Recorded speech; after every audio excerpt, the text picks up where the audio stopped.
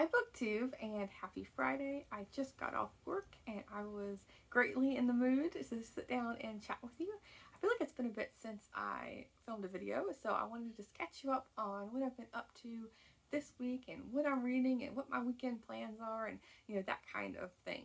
I'll insert clips at the end of this video because I went to a local flower nursery just to look around. I don't have a yard by any means or a green thumb either, but it's a place I've passed by many times and it looks so cute.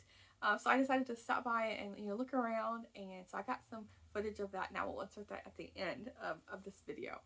So yeah, I did that on Monday and just a little after work treat to myself, and then on Thursday I was watching some booktube videos the night before, and Elizabeth over at Lizzie Faye Loves Books had posted a video of her going around town to little free libraries and library book sales and bookstores and just having a day. So it inspired me to go to some little free libraries as well.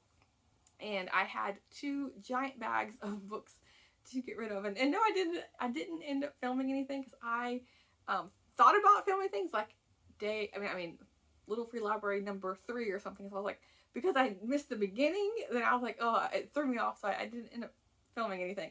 But I got rid of 2 bags, and I picked up, let me see here, 4 books. So that's a win. I will take it. So I'll just briefly share those with you. So I got East of Eden by John Steinbeck.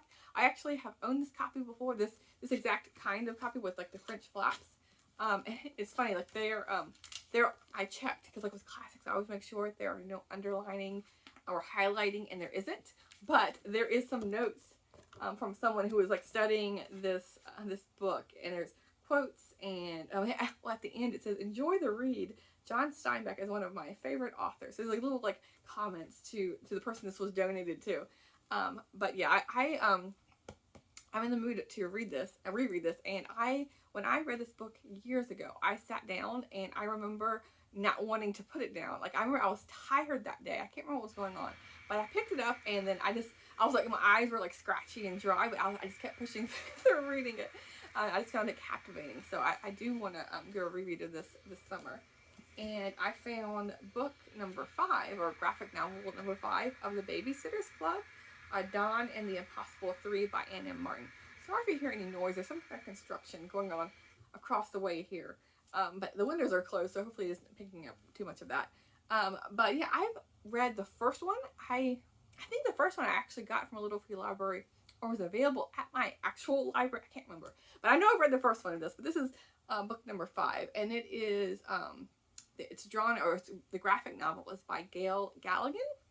And so I started reading the series, Babysitter's Club, actually through BookTube, because when I was a kid, these were all the rage. They were very popular, but I was just like too snooty or whatever to read them. So yeah, I'm reading them now as an adult, and I can't remember if I'm on book 40. I think I'm at book 40 something, like 45 or so.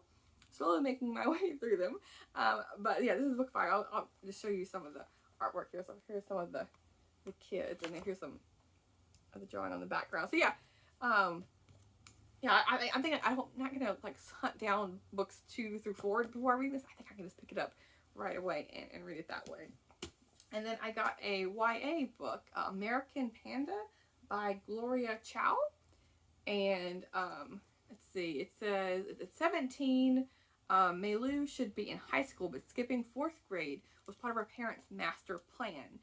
Now a freshman at MIT, she is on track to fulfill the rest of this predetermined future, become a doctor, marry a pre-approved Taiwanese Ivy Leaguer, and produce a litter of babies. But I'm guessing, that's not the life she wants to lead, and so yeah, I'll find out. And then the last book I got from a little free library is The Ghost of Crutchfield Hall by Mary Downing Hahn. And just the cover with like the blood drop here, and I don't know, something about it like captivated me. And I like reading like spooky Halloween-esque stories in the summertime and in October. I feel like it lends itself well to the summer. And okay, so now that was I can't remember, like all the days are smushed together. It was all either Wednesday Wednesday or Thursday. And then I had a gift card that I've been sitting on since Christmas. And I saw that Target was doing a buy two, get a third free for a book. That was a whole thing in itself, because I was there for an hour because I guess like for any of their sales, you have to have their app, a special circle app or something. I don't know. It was a whole ordeal. Like I had like someone come and help me figure this stuff out. But yeah, anyway, I used my free gift card, and I got some books, of course. And so I had reread last month. I reread Harry Potter and the Sorcerer's Stone, like the illustrated edition by Jim Kay. But I only owned the first one, and so I splurged and got 4 books with the sale with my free gift card. And so, because I've seen them, you know, over the years, that I never picked them up. But after rereading the first book, I wanted to get the rest in this edition. So I got all the ones that are available, books 2 through 5. And I don't know exactly how in the world I'm gonna read book 5 in particular, because I know that's a big one. So these are gigantic, heavy with the glossy pages. That adds all sorts of weight to them. But you know, I'll take some free special edition books. And then here's the back. Oh yeah, it's heavy, even just like showing you. I'm not sure. I was flipping through this, and like, I know this is like the biggest book in the series. And it seems like, you know, there's quite a few pages in here that don't have any illustrations except for like the tinted page. But yeah, I will review them as I read them, because it's been years and years. Probably at least 10 years, if not more, since I read the Harry Potter series. So I was like, oh yeah, it's, again, I feel like these are like the quintessential like childhood summer reading books, same as like the horror books, that kind of thing. Like I remember reading a lot of like the mysteries and horrors and horror books and like Harry Potter as a kid. So yeah, I'm like reliving my childhood a little bit, even though I don't have a long extended summer vacation. I have like little weeks here and there for breaks.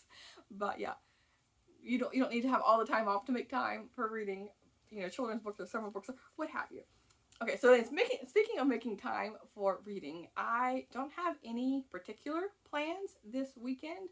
Although, speaking of being influenced by BookTube, with Lizzie Faye loves books with her Little Free Library shopping, and then I was talking in the comments field with the Grim Kathy over at the Grim Reader, and she was talking about The Exorcist, the horror movie The Exorcist.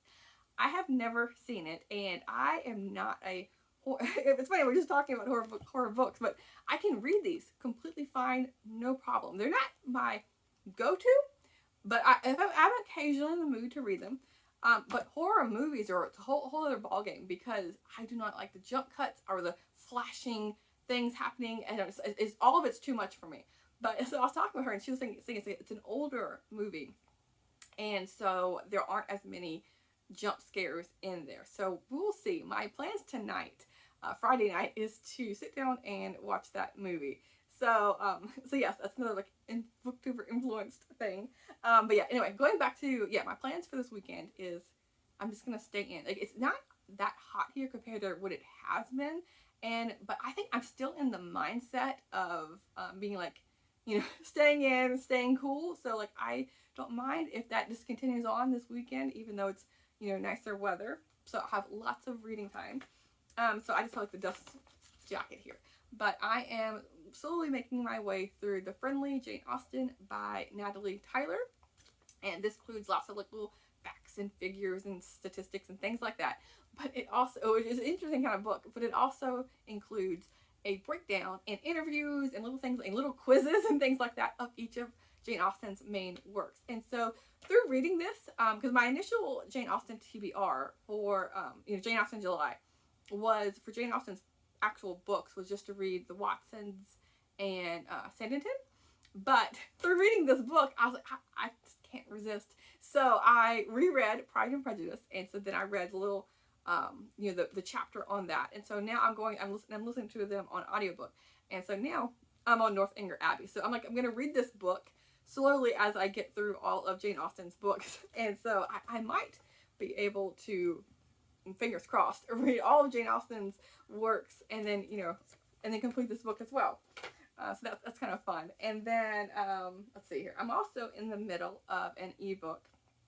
So I'm trying to tame down the number of books I have on the go, because for June, my brain was so scattered. I ended up with like, I think 8 or 9 books on the go at one point. So I'm trying to like resist that landslide, or the snowball effect. We're just getting worse and worse. But yes, so I'm reading this, and then I just started an ebook of Miss Julia to the Rescue by Anne B. Ross, and this is a long series. I think this, I can't exactly remember if it's like book 8, 9, 10, something around there, I want to say. But this follows a woman who is recently widowed. It opens up with her being widowed, and she's like getting her life back together, and things take a turn. But at first you think it's for the worse, but it actually is for the better. And so this whole cast of characters that are living or constantly stopping by her house. And so yeah, I really like the setting, and her not the setting exactly, but like I like the characters and the way she thinks of the world. She's kind of like this prim and proper lady, but in church going and all of that, and like she's friends with the pastor. It's like a small town in North Carolina, but at the same time, like the hijinks that she gets up to and the people she pulls in, they're just so funny, and they're just a delightful read. So this is gonna be my read for my book for tonight, and I think it'll like balance out with the horror movie. And if I finish this ebook, then I was thinking of, I have a couple like random like summerish books I was thinking of reading. So I have a couple of here. Soar by Joan Bauer. I was thinking of reading that for Summer of Sport. I had read one of her books, the Cupcake book. I had made a whole video on, well, it was included in the video at least, of like mayonnaise-based cupcakes. And so that author also wrote this book. And then Jodie Thomas, Strawberry Lane. I haven't read a Jodie Thomas book in quite a while, and she writes romance books, but with like a whole cast of characters. It isn't just focused on like the couple. So I like that more like, well, I feel like it's more well-rounded. So I do like her books, and so Strawberry Lane just sounded perfect for summer. And this other book I heard about through Booktube. I want to say it was a literate Texan, I believe, had talked about James Lee Burke. Might be wrong, but Flags on the Bayou. And so like Louisiana, the humid heat, that sounded really good. And so this is the author I've heard of him before, but I've never read anything. So I was like, why not give that a go? So those are my 3 optional ebooks. And then as for a physical book, I want to slowly make my way through, kind of like with Jane Austen, but like get through it quicker. I don't want things lingering on my like nightstand too long. But this is Cowgirls, Women of the American West by Teresa Jordan.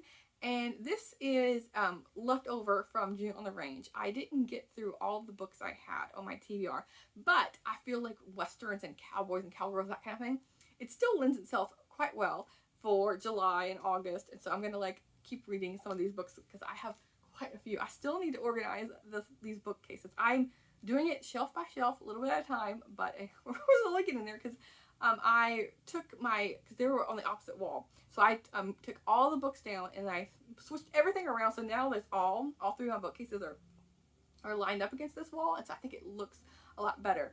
And I just got to finish rearranging it before I will show it all to you. But yeah, I'm getting there step by step. So yes, anyway, I have tons of Western books to pick from, like nature books and historical things and all sorts. And so this is one of them. And I want to make some headway on this. And so yeah. Those are my rambly Friday Reads video, and yeah. Anyway, I will now include pictures, video of the nursery that I went to, and yeah, I'll talk to you soon. Thanks, Booktube.